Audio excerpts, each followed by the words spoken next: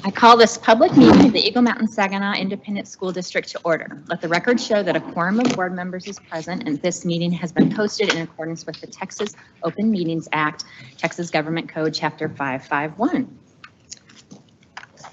Right, welcome. We are going to start off tonight. We did have someone sign up to speak.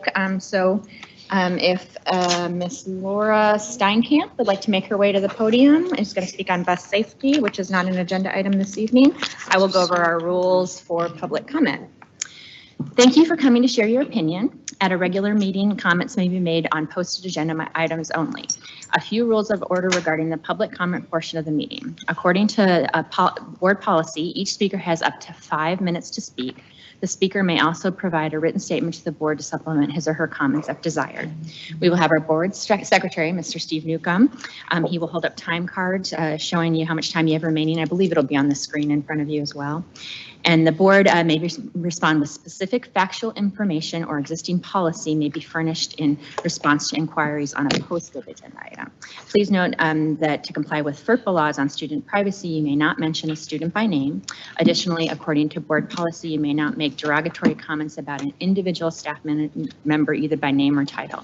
Should you need to file a complaint, you may do this through our grievance process outlined in board policy. Thank you.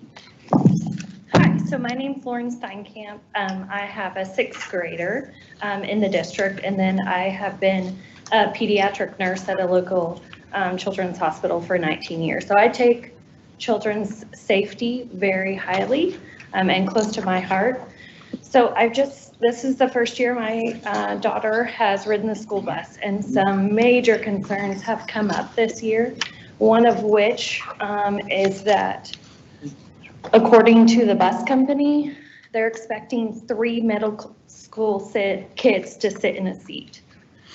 According to the National Highway Traffic and Safety Administration, they recommend that it's 3 elementary kids. They don't address middle school, but then they say 2 high school kids. So because of that, multiple times this year, 3 to 4 times, my child has had nowhere to sit and has sat on the floor of the bus while the bus is moving, while the bus driver is aware. I've reached out to the bus company. They have had no comment other than their policies that 3 middle school kids can sit in a seat.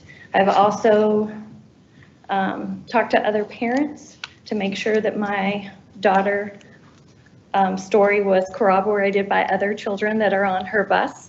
The parents all confirmed that story each time. I also talked to other parents in the district and all over social media, and my child's bus is not the only bus that is happening to. It's just a major concern. My child is the only child at her bus stop. The bus stop originally was 6 houses down the street, and then the bus turns on the side street. So nobody is watching her walk to her house unless we have a neighbor stand outside and watch her.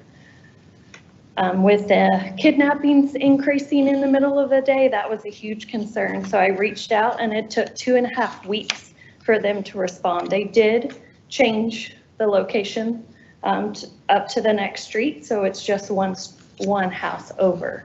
I'm just very concerned, and I would ask that the board look into maybe doing a different contract with a different bus company. It also is a major concern that the board is going to present to the voters a new bond package, and we need that. We're a very growing district, but personally, my concern is I don't want to vote for that if we don't have enough buses and enough bus seats to fit the current children in our district. Thank you. Thank you. All right, that brings us to our operations reports. We have a construction update, Mr. Welch.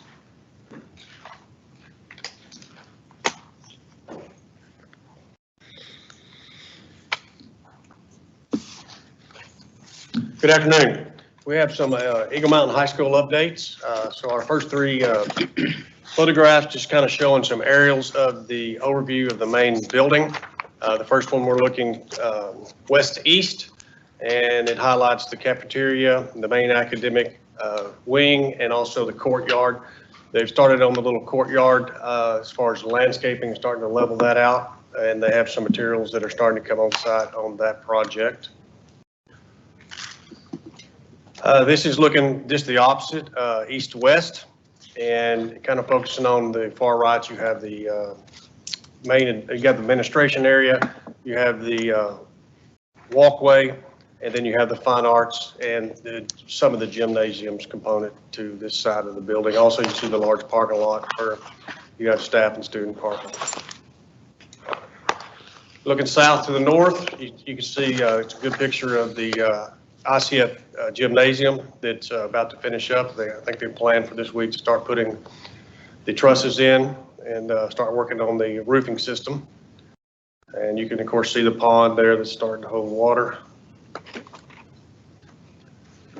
Moving to the inside of the building, you got some of the band hall percussion walls are being prepped for finish work.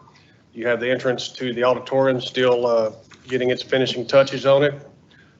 You also notice in some of the pictures, top left, you got ductwork going in and some of the finished grades above ceiling. And we talked about the ICF on the gymnasium, and the seating component has been completed, the concrete portion of that.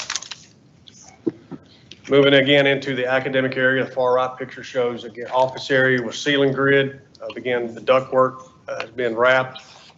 Next thing they'll be doing is putting the lighting components in there. They've put on the primer, first coat of paint.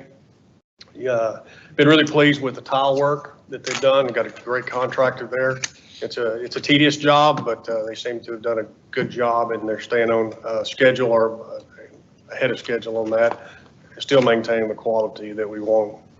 Far left is bistro, and you've got some of the natural rock bleeding into the tile where the bistro is located. They put the flooring in, so they've covered it up. Again, you can kind of see some of the framework, the ductwork that's in progress. See, kind of you're looking at the curtain walls for the library. That's in the middle picture. The bridge and the glass is being installed. It's probably 95% complete at this point. And then you have a bottom left picture of the cafeteria. You see the fur downs and some of the finishing tile work in that picture. More kitchen. See, bottom left is kitchen. So that's wall tile and eventually serving lines, again, above ceiling work. Then you have a corridor that's next to the cafeteria. You start to see some of the hallway tile going in. That's heading toward the auditorium, and the ceiling work, again, is in progress. I have a few pictures of the athletic area, just kind of highlighting the auxiliary field bleachers that have been installed. Currently, the press box, the little press box there, has been put in place, and just some really more gravel, leveling that out, getting prepped for the turf when it will be completed in that. And you got baseball, softball, still a little bit of finish work on the bleachers, but it's progressing like we would expect it to be. And I moved pretty fast, but I think that's all the pictures I have of the high school. Elementary, we still had 2 things to finish up on there, so they should be finished in the next 2 weeks. That was the elevator. So they're going to work on this weekend. So they've done some work, but now they need to do it on the weekend to finish it up, so they'll be in the hallway. And same thing on the outside playground. Most of the structure has been completed except for the canopies and such, so they'll finish that up in the next couple of weeks. High school still on time? Yes, sir. Good. They've started in the front, getting the final grade for the landscaping. So again, it's such a large site. It's kind of like those pictures you see. Ceiling tile in some areas, and you kind of see almost a finished product, not 85% complete. Then you still have some that are 45. So, but right now there's no concerns there as far as the building being ready.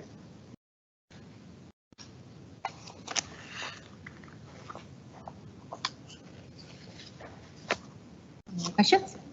All right, thank you. Next, we have a summer maintenance update. Mr. McWhorter.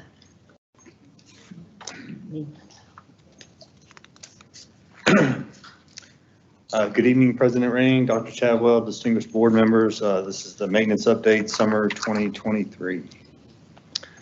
Our fire systems tech, Zach Page, completed the following district-wide inspections this summer. This is the first time that all our extinguishers have been addressed by a district employee.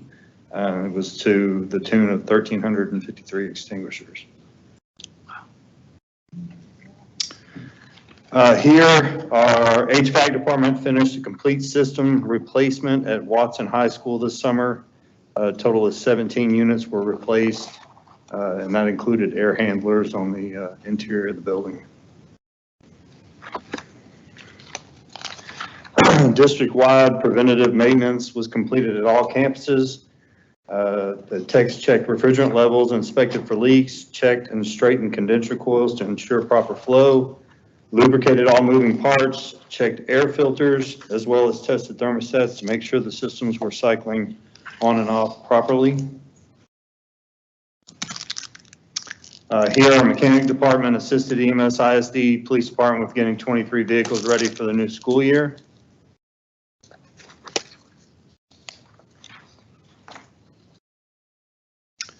Our paint department grew this summer with the addition of 3 temporary high school summer hires. Here are before and after photos for Elkins Elementary. All hallway walls were painted along with door frames, windows, and cove-based molding. They also painted the gym along with all metal doors, trims, and frames, and 3 classrooms to meet district standards. The next phase will include painting the art and music room, principal and AP's office, and hallway to include the vault door. At Eagle Mountain Elementary, the entire project that was proposed for summer has been completed in high traffic areas, including the cafetorium, connecting hallways, vestibule, and foyer front entrance.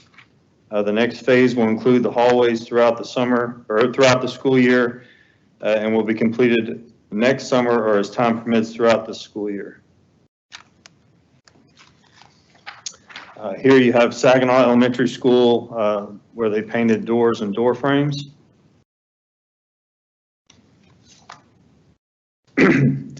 The painting department completed the summer painting project at Boswell High School in the Newcomb Gym. They painted the railing and walls leading onto the court. I think this is a drastic change in the look. They also refinished the floors in this gym, so the before and after in this I thought was very dramatic. The paint department worked on different areas of Rough Rider Stadium to kick off the first home game of the football season.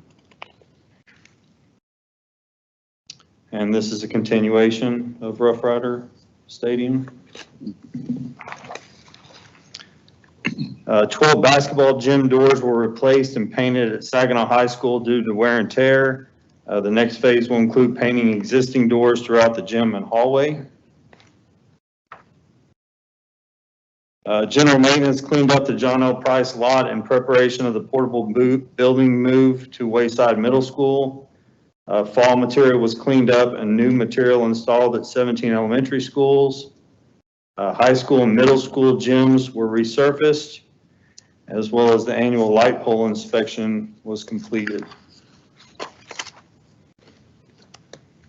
Wayside competition gym floor was sanded, painted, and refinished, and the damaged parking light pole at Boswell High School was replaced.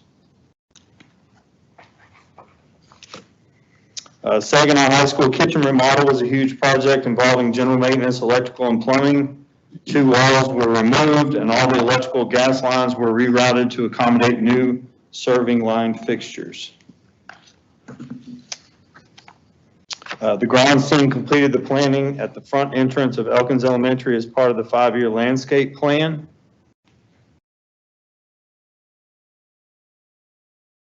Four planter boxes were removed from in front of Greenfield Elementary. The trees were trimmed and canopies lifted. At Saginaw Elementary, the grounds team completed the planting in the Friendship Garden. The Grounds and Irrigation Department completed the 5-year landscape plan at Wayside Middle School. They also laid sod where it was getting bare. Here are various pictures of district-wide repairs. With the hot and brutal summer, the grounds team worked hard making numerous repairs to irrigation across the district. The top left picture is of Boswell High School, where the plumbers helped the grounds team by replanting shrubs damaged by fireworks in July.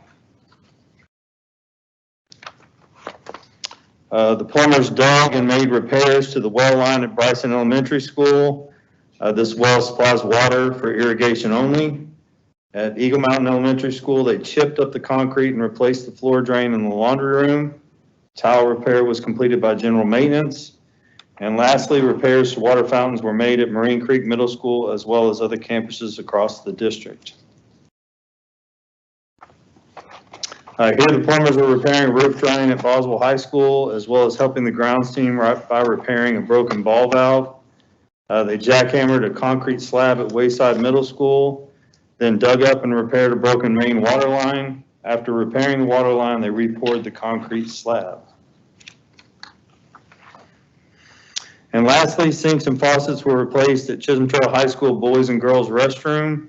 Also at Chisholm Trail High School, they demoed an existing PE shower pan and installed a new one to prevent water from seeping through the ceiling to the first floor.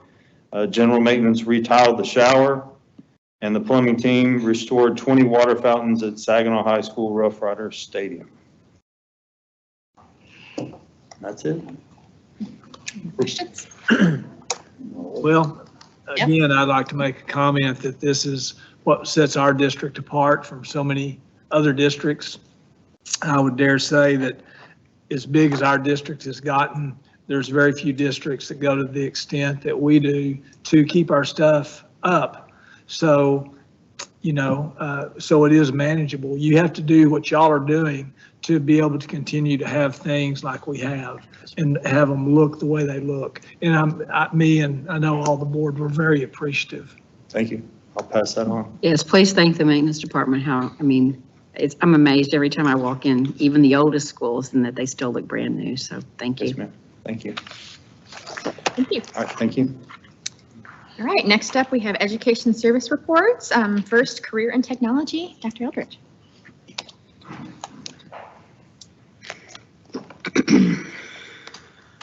President Ring, board members, Dr. Chadwell, leadership team, thank you so much for the opportunity to visit with y'all tonight to give you an update on career and technical education and all the things that we accomplished this year and where we stand as of right now for this year. As we always know, and what we always strive to do is drive to the district mission of fostering a culture of excellence and instilling a passion for a lifetime of continuous improvement in every student. We, as the CTE department, are dedicated to preparing our young people here in the district to succeed in the high demand occupations of the 21st century. And we do that by these 4 pillars: integrating education in the workplace, engaging students in their educational journey, fostering a commitment to post-secondary education, whatever that looks like for the student, and then preparing students to create their future in the 21st century workforce. We developed a set of core beliefs over the summer with our teachers. And so these are the things we believe in: providing opportunities for continuous growth for all, that be staff and students, facilitating learning through experience, and then functioning as a community of learners. What we believe is that though we can all make a difference individually, we are much stronger together. And what we always do is strive to make sure that students are college, career, and life ready, so that when they leave our doors, they are ready to continue on with their journey. High school graduation is an accomplishment, but it's not the end, it's merely the beginning. These are the Aspire 2025 that we align to, specifically providing opportunities to promote student ownership of personalized learning, developing quality goals with students and teachers in collaboration with students, and constantly tracking based on exploration and discovery of new ideas, engaging students in career exploration and have quality exposure to a multitude of post-secondary options, and building a cohesive 4-year graduation plan. So where do we stand enrollment-wise? So in middle schools this year, and for specifically in middle schools courses, that is our 7th grade courses, we have an enrollment of 952, which is 13% greater than last year. Where we've seen the most growth is in what we offer in our 8th grade, which is our high school classes. And so we're really excited that in this district, we believe that it's okay and we should be offering our students high school opportunities for credit in the 8th grade.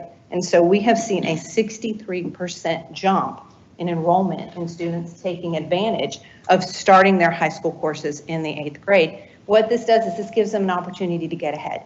I can take the class I need as an 8th grader. That provides me time when I'm a 9th and a 10th grader to get a lot more graduation credits out of the way. It also provides more opportunities for students to do multiple things because we know our kids are active. They're active in fine arts, they're active in athletics, they're active in CTE. And so it gives them a lot more flexibility to be able to do more things. And that's really what we want. We don't want students to be trapped into one thing. We want them to pursue all their passions. In high school, we saw a slight drop. And so for our campus enrollment, we're looking at 8,190, not 81,000, that's a lot of kids. I would be on the floor right now if we had 81,000 kids. 8,190 kids, that's a 2% drop as compared to this time last year. We think that has a lot to do with students being able to take more in the middle school, and so they're taking advantage in that freshman year of taking other things to get those things out of the way. At the HCTC, we're standing with 1,229 students, which is a 1% drop over 22-23. We don't see that as a problem. It's a small number. That happens from time to time. I don't see it as something, this is not regular and it's not a pattern. For career readiness accountability, we know that CTE is looked at specifically for the industry-based certifications that our students earn. And so in 22-23, our students earned 1,650 certifications. What that means is 526 of those were reportable to TEA. We're given a list of specific certifications that TEA says that will count towards accountability. And so we were able to report to TEA that our students earned 526 of those. That is a 12% increase as compared to 21-22. And what's interesting is that this is actually under two different sets of rules. And so the next slide over, I'm going to explain to you the changes that are coming for career readiness accountability and how the district could be impacted. 207 seniors earned 305 certifications. 117 juniors earned 162 certifications. 32 sophomores earned 46, and 11 freshmen earned 13. We had 1,124 what we call industry recognized certifications. Those are certifications that are still very valuable. Students can use those on an application to gain an interview, possibly even a job offer. It's just that TEA does not accept those as accountability certifications.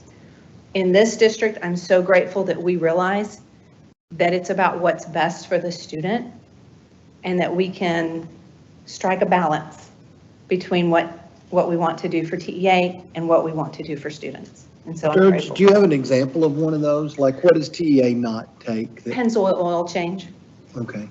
OSHA, on demand, which is a certification for automotive techs on the kind of technical manual systems that they used on the computer. So those types of certifications, they don't recognize. They are specifically wanting things like phlebotomy technician, ASE, automotive service excellence, brakes and suspension. So it just depends. There's a list. Thank you. Thank you, that's a great question. So for the 2020-23 graduates, 260 of our graduates, which is 16.5%, earned 412 certifications. So we were very pleased. This is actually an increase over the year before. It's about a 0.5% increase. But again, we are under two different sets of rules. And so I'm about to explain those. One of the things that's really important on this slide is the word earned. In the past, we have been able to report certifications that were passed. They did not have to be earned. And so last year, in 22-23, TEA asked the districts or provided guidance to the districts that they would be changing their rules. And so we had to report, instead of just students who passed tests, we had to report students who earned the certification. And what that meant is the certification had to be in hand. And to me, this is similar to what we go through as teachers. We take a test to get our teacher certification, but just because we pass the test doesn't make us certified. We also have to report that to TEA, pay SBEC to put it on. Mr. Mayberry shaking his head, he's been through this experience. Pay SBEC to put that, and then we then become certified. So there are additional steps. Just taking the test doesn't make me a certified educator. So all of our students have to complete all of those steps before we now can report them. And so for that, there's a lot of certifications that we offer that our students cannot finish until the summer after they graduate, because they have to provide a transcript showing that they are a high school graduate, or they have to wait until they're 18, or they have to prove that they got all the hours within their course. And so there are many students who we have to go through the summer to work with and communicate with to help them remember to finish out that process. And so we are really pleased in the fact that we earned more certificates than were passed the year prior. So we feel like it was a huge accomplishment that we were able to do that. And not only that, but that meant our students actually passed more. So we had, across the board, we had more passing, and we had a great response on earned. Do each of those have a cost associated with them that the students have to pay? They The do. students pay that? Students do not pay. They don't? The district pays, and we are under an agreement with the state where we are provided what they call a reimbursement. And luckily Jane's behind me and she can explain it better than I can. So we were given, they gave us an amount of money based on those certifications we reported many, many years ago. And then they do what they call an even out, but I know it's not the right word, Jane, sorry. I'm so glad I don't have Jane's job, y'all. I have no idea.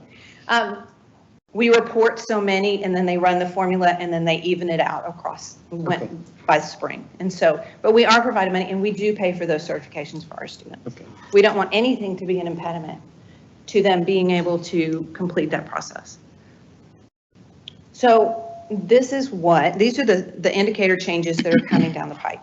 So for the 2023 graduates, which was last year, TEA has designated that the industry certification must be earned, which means, again, a license in hand.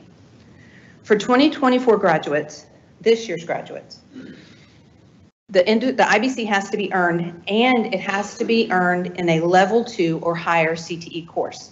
CTE courses are graded at a 1, 2, 3, and 4, 4 being the highest, the most advanced. So all the certifications must be earned in at least a level 2 class. As of right now, all of our certifications are offered in a level 2 or higher class already. So we feel good about going into this year.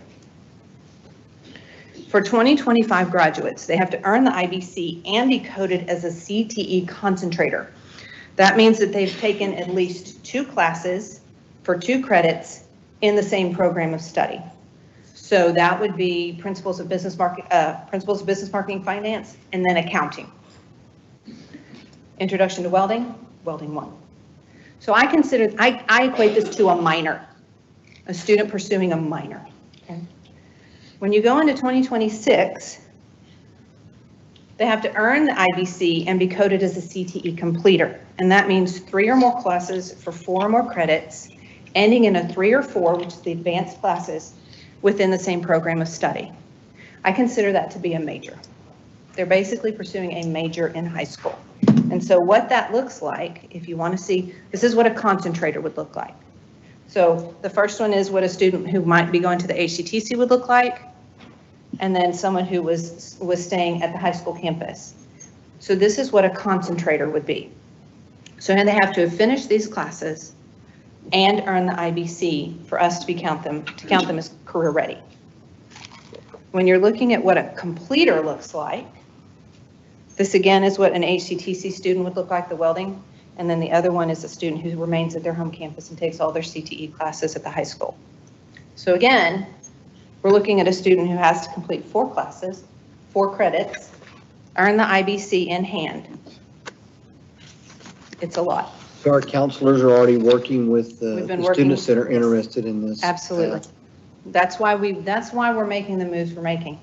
to pull those opportunities down into the middle school, to give them some breathing room, to ask a student to have to fit 4 classes in 4 years is a lot. On top of them, they're still learning who they are. I have a 14-year-old. Please pray for me. She's changing her mind daily, and I want her to do that. I want her to figure out who she is as a person. What does she love? What's her passion? That's what these classes are for. That's what our fine arts are for, and our athletics and our advanced academics and all the things that we offer here is for kids to find out who they are. And so we don't want to constrain them. And so that's why we're looking at opportunities to flex and find ways to give them those opportunities without compacting their schedules.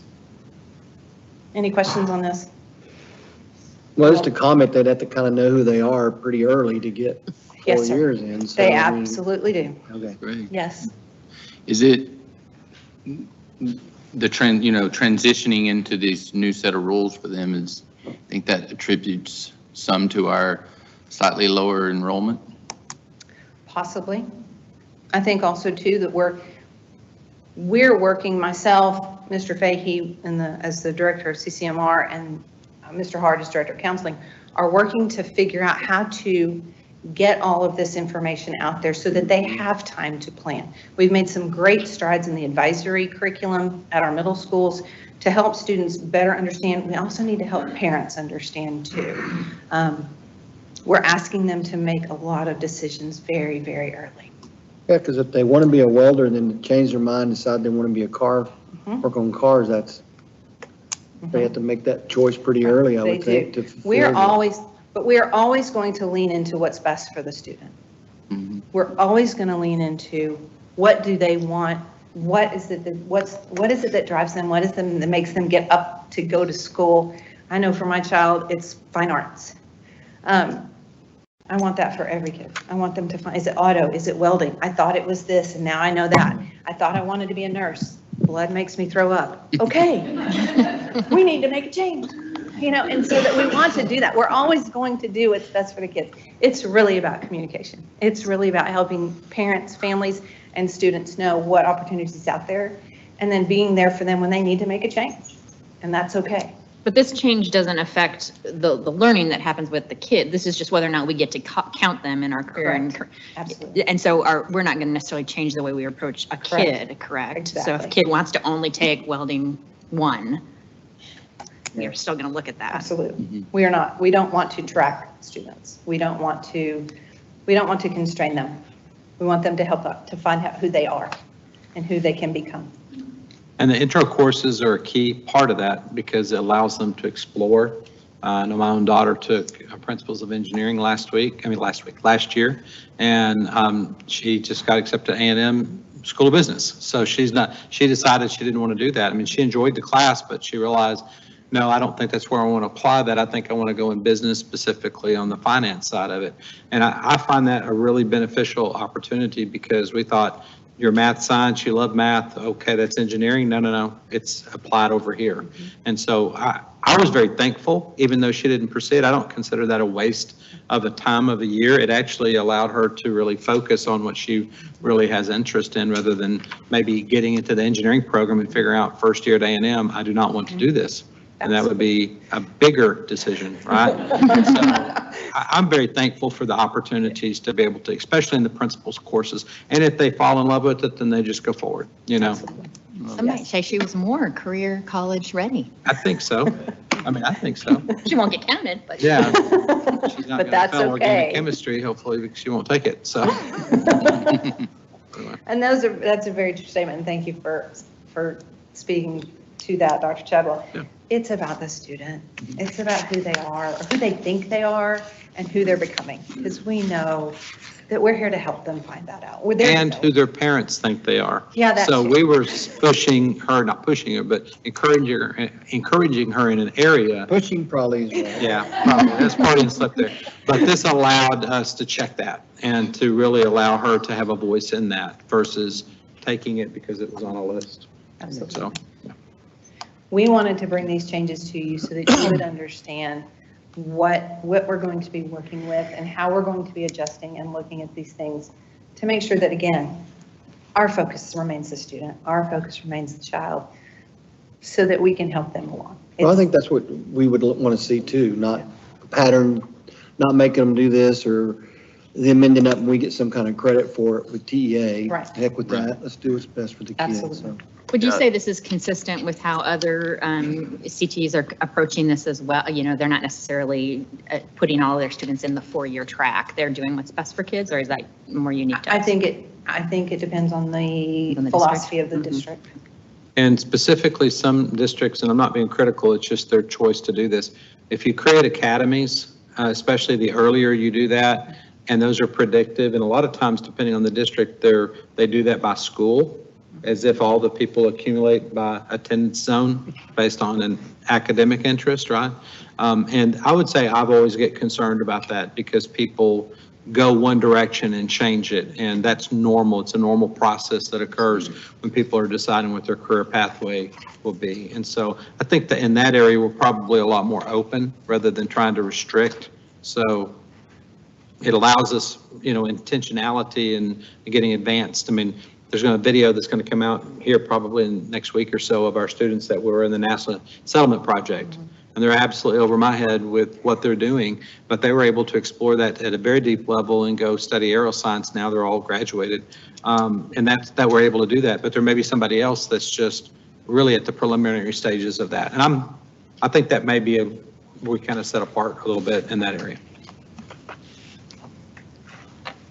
Some of our accomplishments that we had last year, obviously we had over 1,600 industry certifications earned. We continue to have district, state, and national medalists in Skills USA, specifically Jonathan Almodovar, who we were able to present to you not too long ago.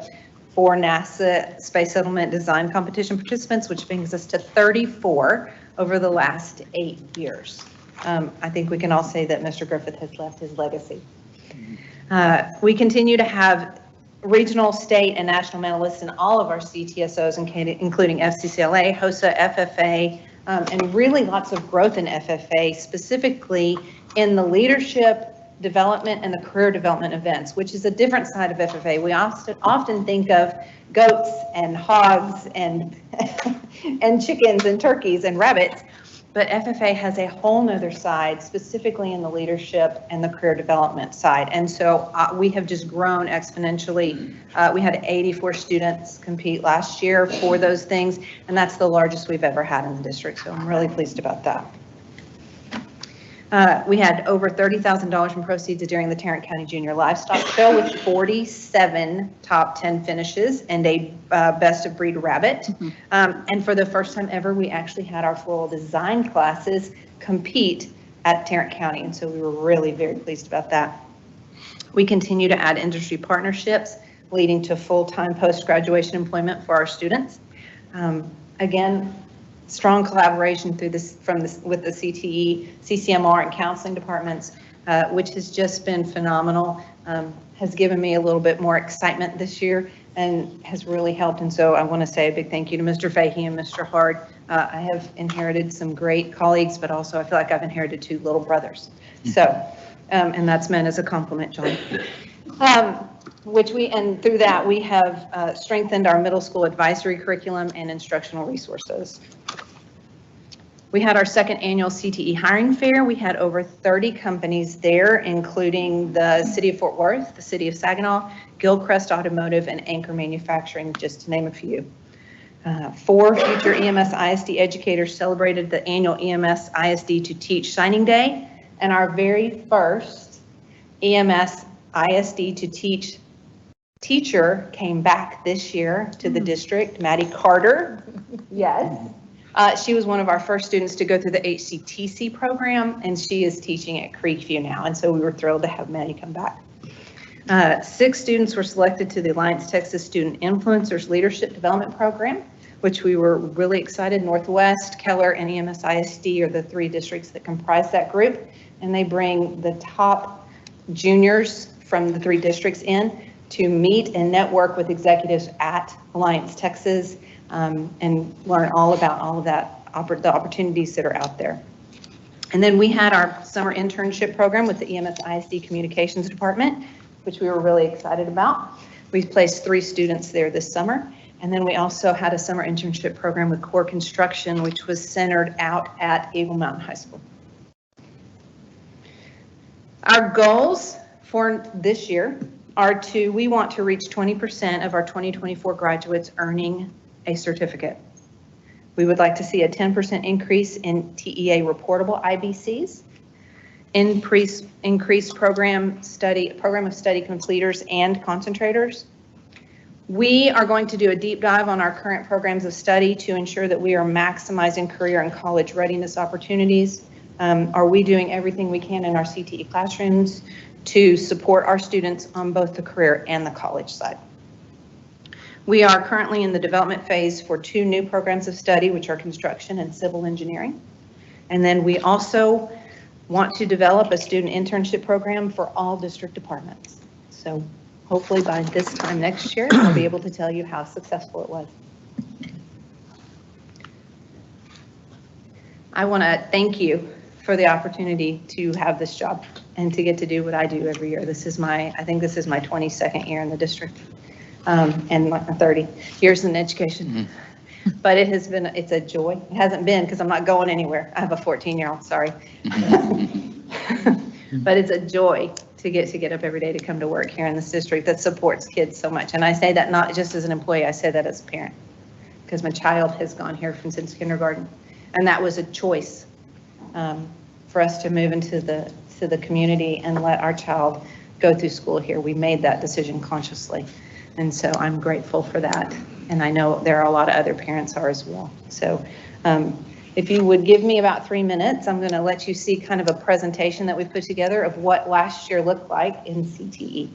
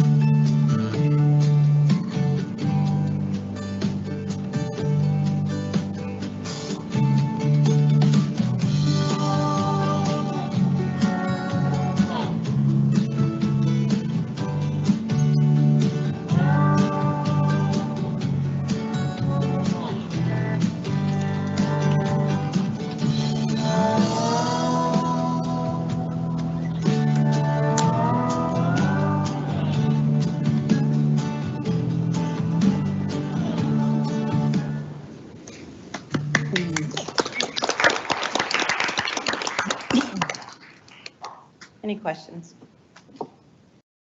thanks for doing what you do and doing it the way you do it too. You know, I know we've worked together even through the years at helping the community and involving and engaging kids in doing that. So I, you know, personally, what I appreciate, having been a former CTE teacher, you know, it's those things where you teach kid to take a test and you teach them to take away the things they don't want to do there too. So you get kids in your classes and say, I thought this was going to be fun, but it really isn't. And you are helping them become career ready by teaching them what they don't want to do, but caring about them along the way is the key as you get to where kids are doing the things that they do want to do. And so you talked about the fine arts, the athletics and things like that.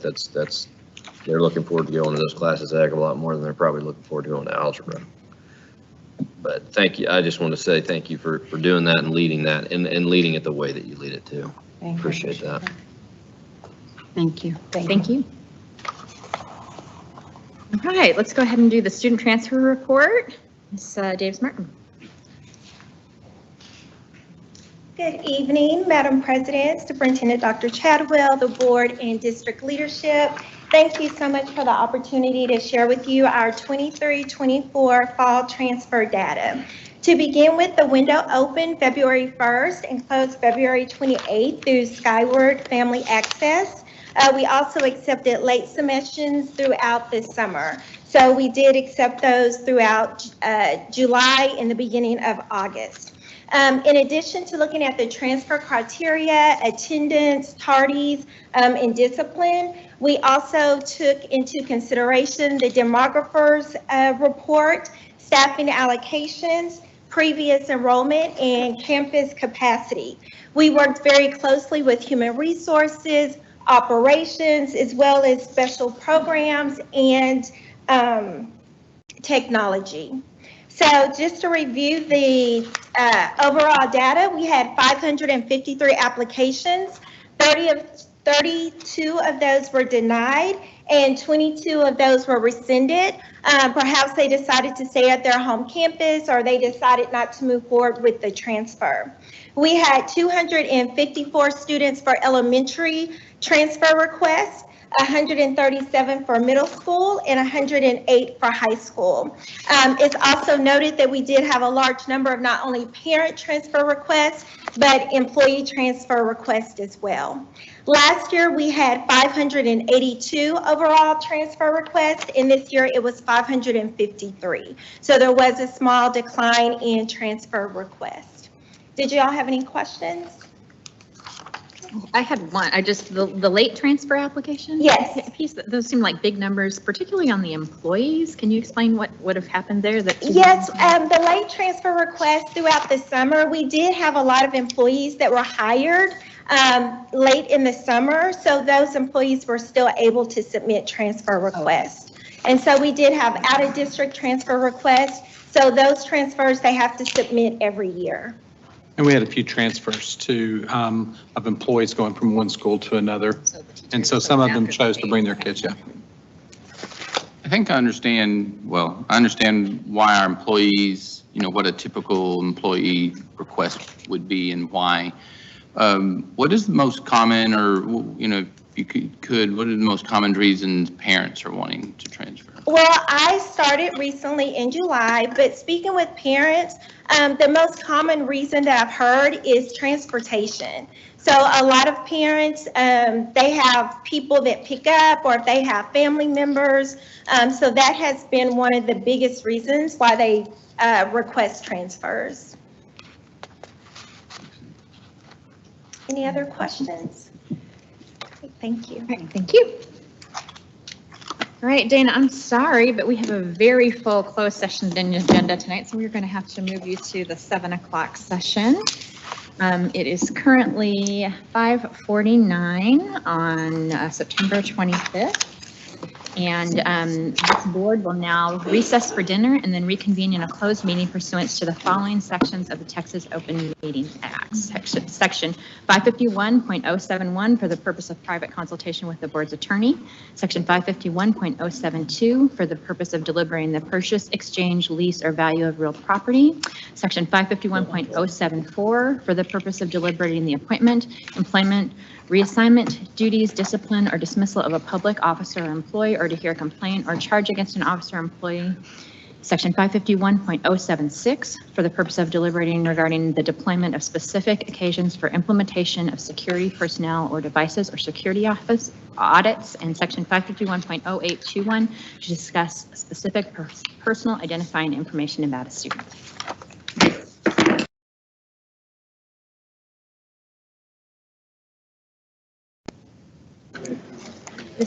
This is a public meeting of the Board of Education of the Eagle Mountain Saginaw Independent School District. The board is reconvening in a public meeting on September 25th at 7:05 p.m. and will now consider the subject set forth in the posted agenda. Welcome to our September meeting. We have got our opening ceremonies by Watson High School this evening. Please make your way up.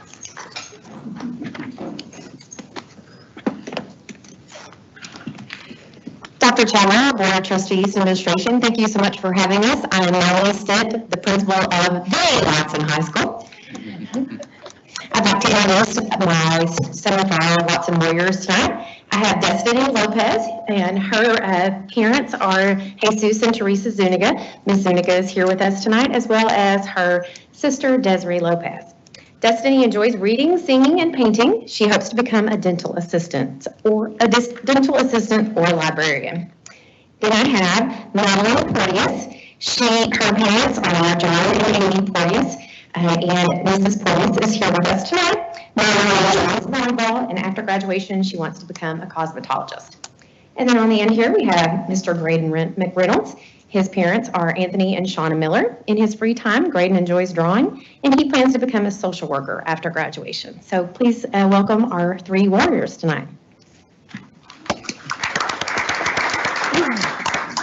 All right, at this time, please rise for the U.S. pledge, and Destiny is going to lead us in that. Now join me in the U.S. pledges. I pledge allegiance in the flag of the United States of America and to the republic for which it stands, one nation, under God, indivisible, with liberty and justice for all. And now Maddie will lead us in the Texas pledge.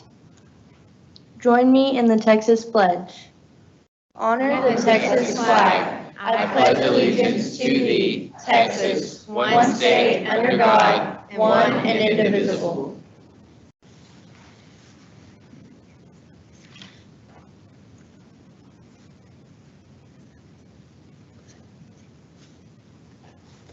Now join me in a moment of silence.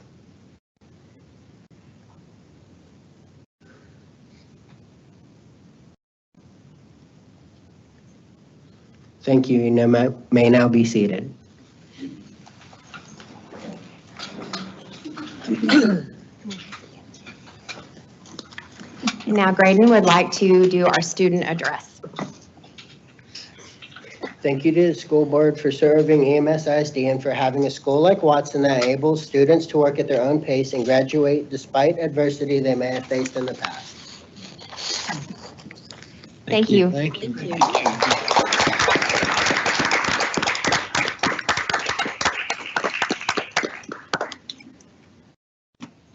All right, now we have some special introductions, Dr. Barnes and Dr. Arnold.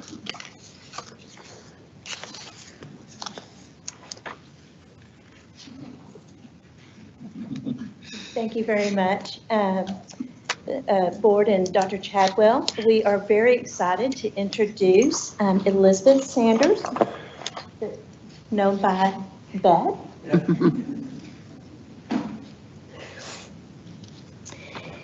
We are very excited that Beth has been named the new Executive Director of Teaching and Learning. Mrs. Sanders joined AMS ISD family in 2017 as principal of High Country Elementary. And she's also served the past 2 years as Director of Professional Learning and Continuous Improvement. Before joining EMS, she served as a teacher and an administrator in HEB and has a total of 23 years as an educator. She completed her undergraduate studies at Texas Wesleyan and obtained her master's degree from Lamar University. She has extensive training and experience in the application of systems thinking and professional development that has served to support EMS ISD with strategic planning and monitoring using a continuous improvement model. As a district level director, Ms. Sanders also worked closely with all departments, including the curriculum and instruction department, which I was very grateful and still am. Thank you. In addition to being an educator, Ms. Sanders is a wife and a mother. She lives in Fort Worth with her husband, Rich, who is at home right now taking care of your youngest son, who had to have dental procedure today. We're still giving ongoing positive thoughts. And her wonderful, beautiful Sierra, her daughter. Thank you so much for giving us the opportunity to continue to work with you. You are absolutely fantastic. Even though your family is not physically here tonight, they are here in our hearts. They are. Thank you. You're welcome.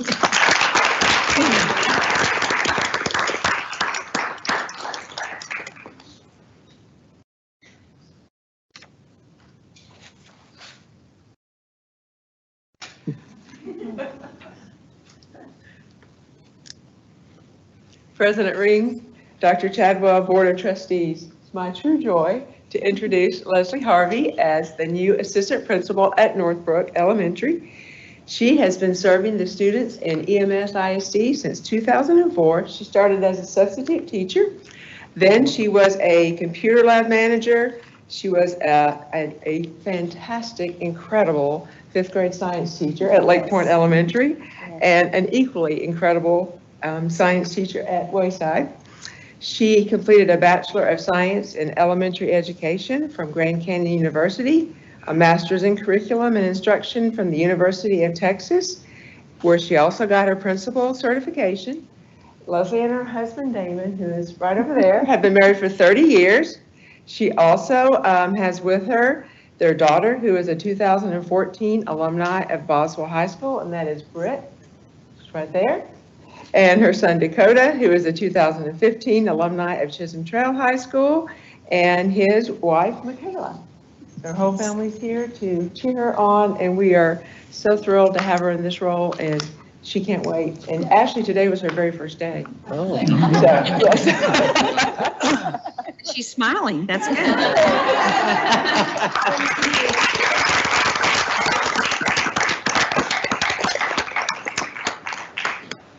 All right, that concludes our opening and our special recognitions. So if that's what you were here for and wanted to sneak out while we move back to the reports that we did not finish from the 5 o'clock session, feel free to do so.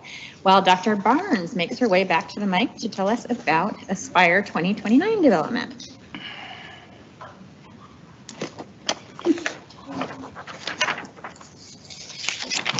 And once again, thank you for having me. It is hard to believe, but we have come to the time to work on our 3rd strategic plan. Very, very thrilled about this, that we were able to progress towards the completion of our Aspire 2022. So we are looking at beginning the process in January. And we are very excited because we are going to be doing this internally. We, as you just heard with Ms.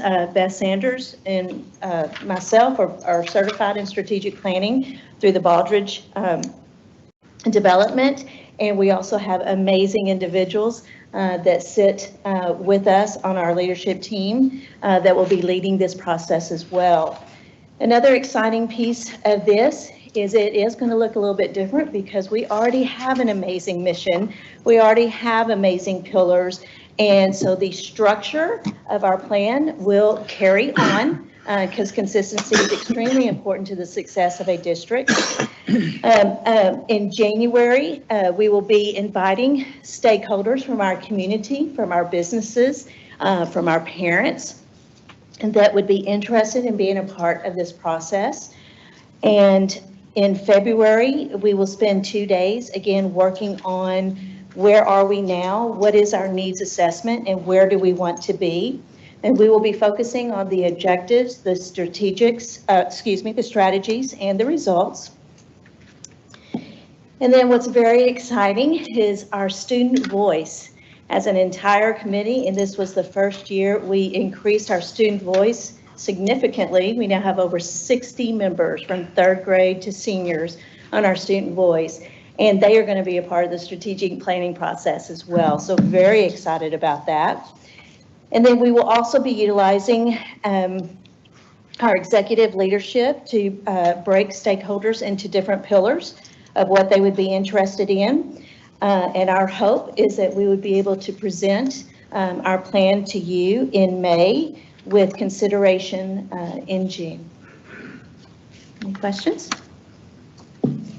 I just had one about the students. I love that you're involving more students, so that's a wonderful aspect. I did think it was particularly effective to have students involved in that other piece as well. So will there be some students involved in the 14th and 21st dates as well? Just some. They're going to actually be doing the exact same thing. But not necessarily together. Yes, because what we found with some of the feedback was there wasn't a lot of students, but in some cases they felt like they didn't get their voices heard.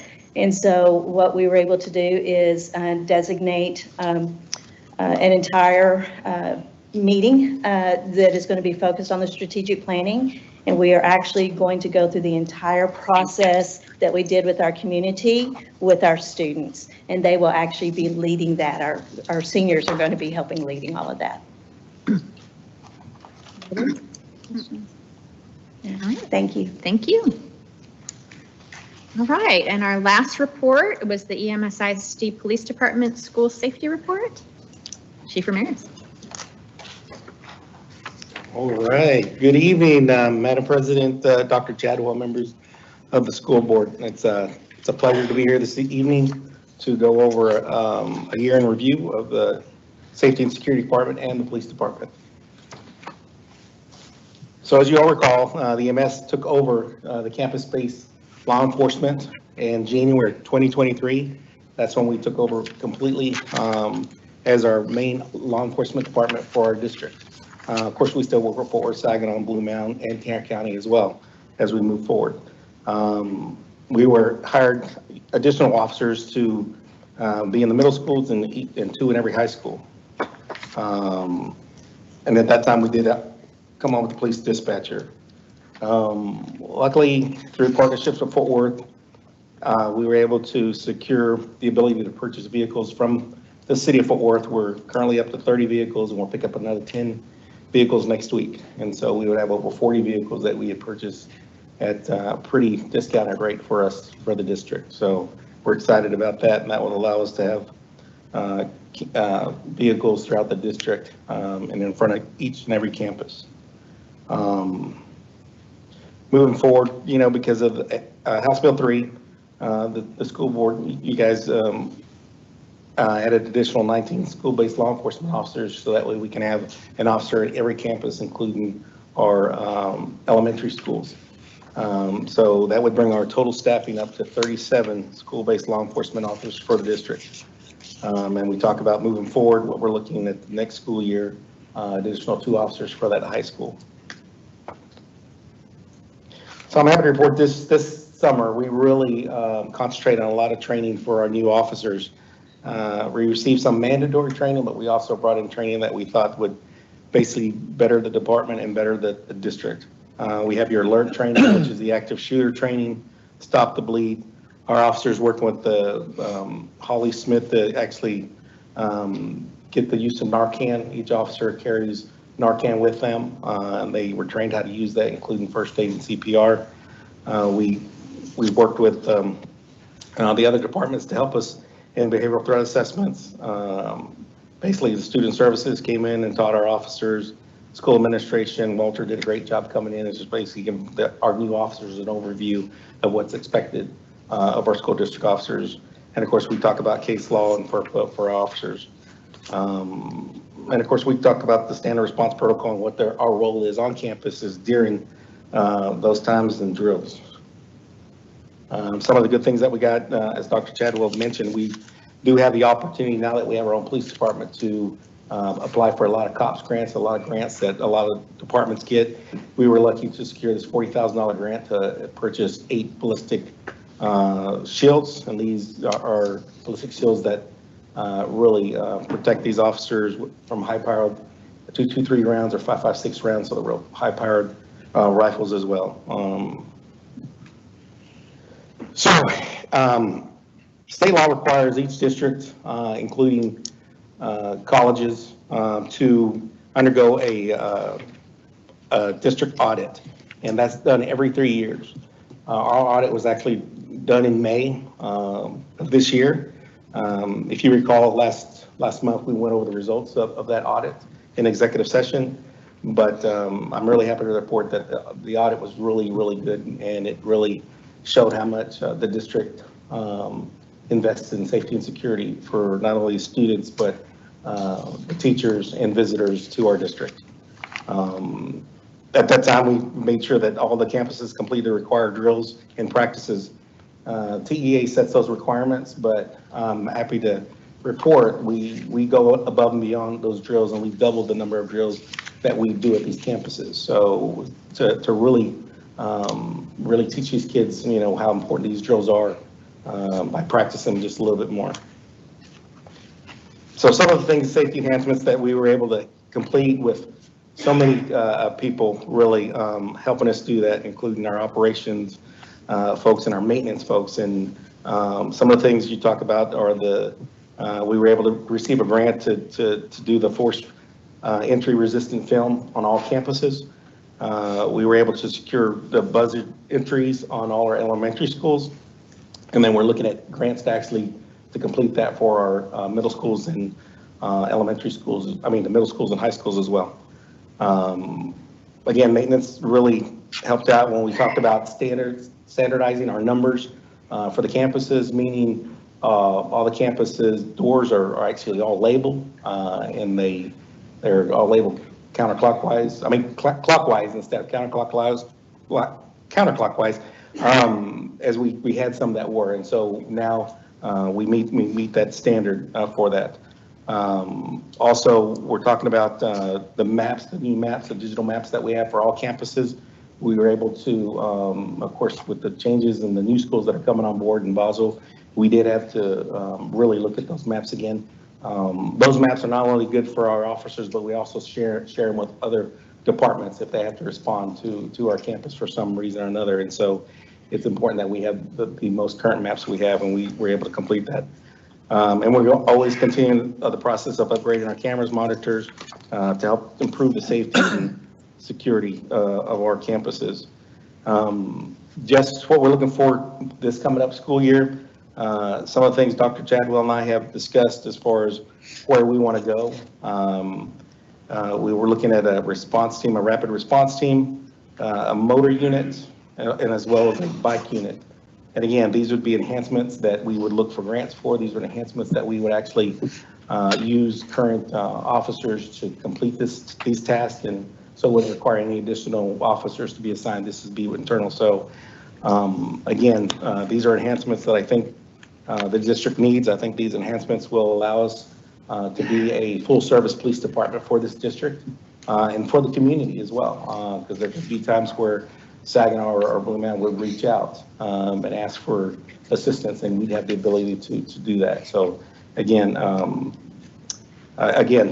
just proud to be here, proud to represent this police department as we continue to grow and as we continue to, again, improve every day. If you have any questions about any of these things, or I'll be more than happy to answer them. Questions? What's something you use a bicycle unit for? Just curious. So the good thing about bike patrol, number one, they're kind of stealth. They're stealth. They allow officers to get someplace a little bit quicker, and they cover more ground. For instance, we would use them at a football game where we would cover the 2 parking lots, where it would normally take probably an officer walking a parking lot several minutes to cover, that a bike officer can get that extremely quickly and get in between the cars. Especially, we use them a lot in Fort Worth. If we had for instance, a park or area that cars were being broken into, we would use the bikes to cover a lot of ground in a stealth kind of mode. But again, for us, I can see the need not only to cover some of these larger campuses that we have, but the big events that we have as well. Fort Worth is used, and when Fort Worth did all of our games, Saginaw didn't, but Fort Worth did use bicycle units, and they're helpful. Motor units would be motorcycles that are being retired from City of Fort Worth. We may be able to utilize those again at a fraction of the cost. A couple of things that are on there, not on there because it's just 23-24. We're looking potentially 24-25 is potentially purchasing a mobile command center that'll be retired from the City of Fort Worth. That would allow us to set up a station in a parking lot at an event. It could be a field day. It could be really anything. We have a mobile unit where we have a spot for people to go if they get hot, and they could go in if we had a medical kind of situation. So that's another area. And also looking at our canine detection of getting a couple of dogs and narcotics and weapons dogs that would help us be able to not have to contract that service out. We would do it in-house. And so that's a possibility in the future as well. And again, utilizing existing officers for that purpose rather than outsourcing that. And it would allow us to have immediate responsiveness in a situation where we needed those animals. If y'all did see last year, we had, we had some dogs work games, and they're just constantly moving and working. And it gives us that flexibility to choose when we would want to do that. So there's more coming, and potentially some, again, some grant funding to help offset as well. I do want to thank our City of Fort Worth.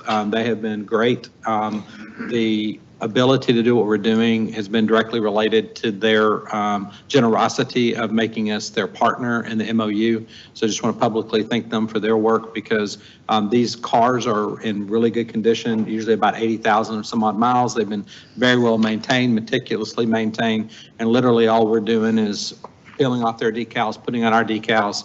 I think we've only had one vehicle that really had any mechanical issues. Most of them were just in really good shape. So, and I meant to say the one that with mechanical issues was under warranty, so we get that for free. So yeah, that was a catalytic converter that we were looking at. But again, thanks for saying that. It's one of those things that I know you and I talked about where we move from here moving forward.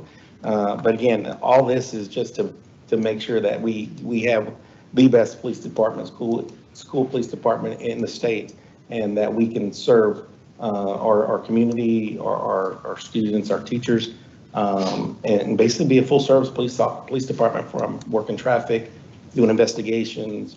The motor units will allow us to work school zones, and those are very, very easy to maintain as a unit per se. Instead of having a traffic division, you have a couple of motors. They can cover a lot of ground really quickly, and they can really make their presence anytime we have complaints about speed through a school zone, stuff like that. And through those MOUs, we're allowed to actually enforce those and issue tickets if we want to. That's not what we want to do. We want to be more of a deterrent when you see officers out there.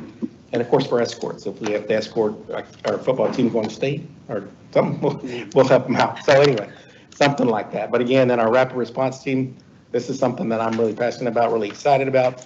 These are guys that are actually going to be SWAT certified. They're going to be able to do dynamic entries. They're going to be able to do breaching, explosive breaching as well if we have to. That's going to be in rare occasions. But these officers will be highly trained, and they will be able to respond to any situation that we really need them to respond, and not have to wait for a Fort Worth SWAT team to show up and do that. We will make sure we have the ability to do that, so that way we can make entry into any classroom really, really quickly. And I know you all know this, but just for those maybe listening, our relationship with the City of Fort Worth, City of Saginaw, Tarrant County, any other agency, we have MOUs. Again, I know you all know this, just before people listening, this is all in addition to those relationships. And so it just enhances what we're doing. It doesn't replace it, it enhances it. So we're actually bringing more service there. Last thing I'll say is that this is all in your vernacular of police and municipalities is all about community policing.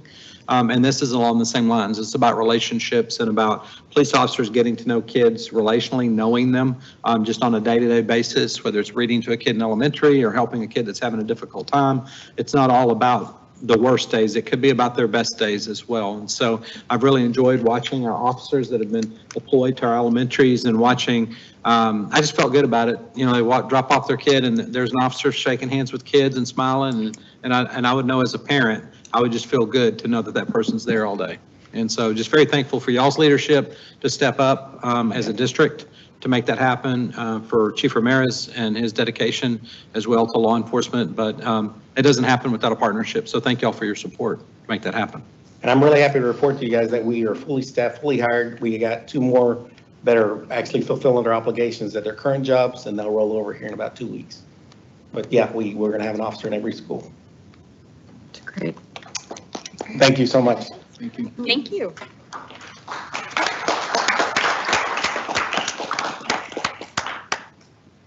Okay, that does conclude our report, so we will move to action items. First, we have approval of a class size waiver. Ms. Haggard.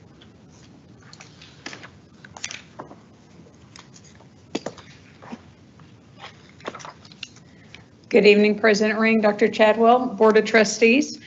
I'm here tonight with class size waivers. Each week, each elementary campus, including the Hafley Development Center, submit enrollment by teacher to myself. I go through those reports, I compare them to our PEIMS coordinator reports and send that off to leadership. We kind of look at the class sizes and so forth. Looking at this, we have 15 campuses that currently exceed the 22-to-1 ratio in 1 or more classes. Those are listed for you here. We're requesting that the district would like to request a waiver from TEA to exceed the 22-to-1 mandated ratio for these campuses and classrooms. Any questions? I had one, I guess. So Greenfield's the one that jumped out to me. What's our threshold then for adding? I mean, I know we know we're going to have some waivers, but when do we hit that critical mass that we look at adding a? Well, in that case, if you'll see, we're at a 24-to-1 ratio based on our budgeting. And so we have one that's breached that at 25. And I would say that it's going to depend in this factor on is it a high growth campus or not. Greenfield's built out. That number could fluctuate. And so that's something that we take into account as well. We also see the number of structured students. So you'll see the 25 there actually has 2 students that must spend most of their day outside of that classroom. So you could see that nearly as a 23, which in this case would put us at our ratios that we set during the budget planning process. And I will say HR has been very responsive to these. We actually currently have a teacher that was pulled off of one campus and has started at Lake Point to pull down the waivers on that campus. So HR has been doing an amazing job of, Dr. Cheney stays on top of those numbers and we look at those weekly, and she's doing a great job of moving staff around where we need to move staff. And just a reminder, not for the board because they're very aware of this, but for anybody that's not been aware of what's occurred that may be watching, these ratios were increased because we received $0.0 in additional money for our basic allotment, and that's what it's been since 2019. And so we went through a major process this summer in order to maintain our budget and to handle all the increases of costs that we've had, including personnel and growth and property casualty insurance, all of it, right?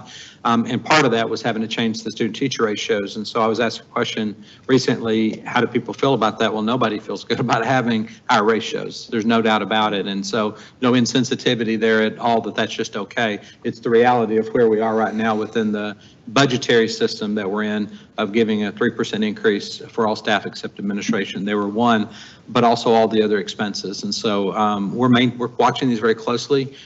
There is a procedural difference now, just to bring your attention to this, is that sometimes we have positions that are growth positions that set out there for growth. We don't have growth positions built into the district, into the budget right now. Those aren't in there virtually every year. Any of you have been board members before this year, I know we've had growth positions. They're not in the budget now. What we do have are frozen positions. And those frozen positions mean that if we did have high growth in an area, we had to unfreeze a position, we would do so. We have the authority to do so, but also that means we have to come back to you and say we need to make a budget adjustment in order to cover that expense. But most likely it would be covered through increased enrollment in that area. So we're maintaining that very, very closely as we go through that. And while you know that I don't like these increased classrooms, I've made that well known more than once, but I understand why we have to do it. But I do, when I looked at it all and saw all the greens, I think I did my math right, 450 sections, and really there were 49. So while it is a lot, 10% is still a lot. It's almost 10%, 9%. I'm hoping if we ever get any money from the state, maybe we can readjust things, but. Yes, of course. But yeah, but thank you for keeping up with it, and I hope we're very cautious about keeping those numbers right at our budgeted items, budgeted place we have to, because I just, our kids, big classes, as we all know, is not going to be a good thing long term. So I know we're all sensitive to that and paying attention to it, and thank you, Jim, for doing what you need to do, and thank you to you to monitor it all the time. I think that's important to note too, just through the budget process and things like that, that if you're watching or things like that, there's quite a grind with reluctance that those of us have, and being connected with education, having a wife teach elementary school. I mean, one more kid in the classroom is a significant deal. So it's not without angst and reluctance that we say that these things kind of have to happen as a result of the things that have to happen, So thank you, teachers, for hanging in with us, if you're watching. I'll make a motion to approve the submission of the kindergarten through fourth grade class size exemptions as presented. Second. I have a motion by Tim, a second by Ron. Is there any further discussion? All those in favor? Anyone opposed? There are none. Motion carries 7-0. Our next action item is to consider abandonment of contract. Mr. Mogan?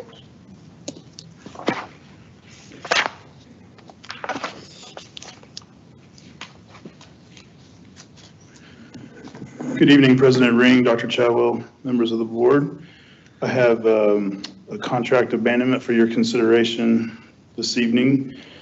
Mr. Andrew Green was a teacher at Ed Wilkie Middle School this year and submitted his resignation to the district on August 21st with an effective date of August 30th. And communicating with Mr. Green, he was very communicative through the process.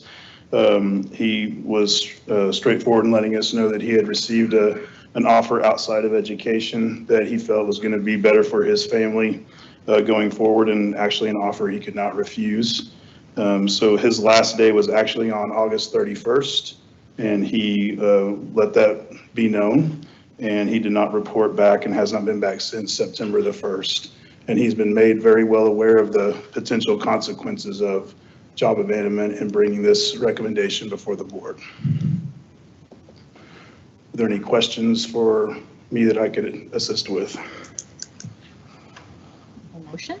I recommend that the board find that good cause did not exist under section 21.105, parentheses, open parentheses, C, close parentheses, then open parentheses 2, close parentheses of the Texas Education Code for Mr. Andrew Green to abandon his contract for the 2023-2024 school year.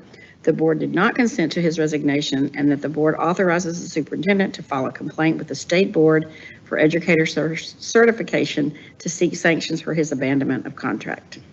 Second. I have a motion by Marilyn, a second by Steve. Is there any discussion? Seeing none, all those in favor? Any opposed? There are none. Motion carries 7-0. I think you have one more for us as well. Yes, ma'am, I do. Ms. Michelle Chavez was hired in May last spring for this current school year. She's a teacher, ELAR teacher at Prairie Vista Middle School. And on September the 7th, she was having a rough school day and contacted the two assistant principals. The principal is not on campus. He was at a training or a meeting, I believe, here at the admin building. And throughout the day, she met with her assistant principals that day.